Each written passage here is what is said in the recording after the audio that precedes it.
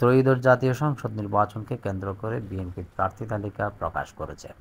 আগামী সংসদ নির্বাচনে বিএনপি থেকে 237 জনের তালিকা প্রকাশ করে প্রার্থী হিসাবে ঘোষণা যাদের করা হয়েছে তার মধ্যে বিশেষ আলোচিত নাম কিশোরগঞ্জ 4 আসনের বীর মুক্তিযোদ্ধা ফজলুর রহমান। তিনি 5ই আগস্টের পর থেকে মুক্তিযুদ্ধের পক্ষে অবস্থান নিয়ে নানা কারণে দল থেকে স্থগিতাদেশ হয়েছে তার, অর্থাৎ তার পদকে নিয়ে।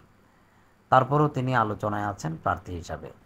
বিএনপির প্রভাবশালী নেত্রী রুমিন ফারহানা, তিনি তার জনপ্রিয়তা থাকা সত্ত্বেও তাকে তালিকায় প্রকাশ করেনি বিএনপি। কারণ হিসাবে দেখছেন তার সাম্প্রতিক ভারতীয় মিডিয়াকে দেয়া বক্তব্য এবং এনসিপিকে ঘিরে নানা বিতর্কিত বক্তব্য। তবে ব্রাহ্মণবাড়িয়া তার যে আসন সেখানে এখনো কাউকে দেয়া হয়নি।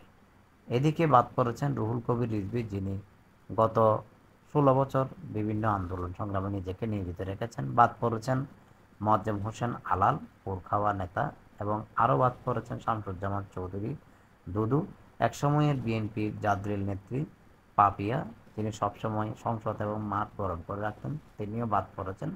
তবে বিএনপির মহাসচিব মির্জা ফখরুল ইসলাম আলমগীর সাহেব বলেছেন, এটি প্রাথমিক তালিকা, প্রয়োজনের খাতিরে এটি পরিবর্তনও হতে পারে, এমনটাই মন্তব্য করেছেন ফখরুল ইসলাম।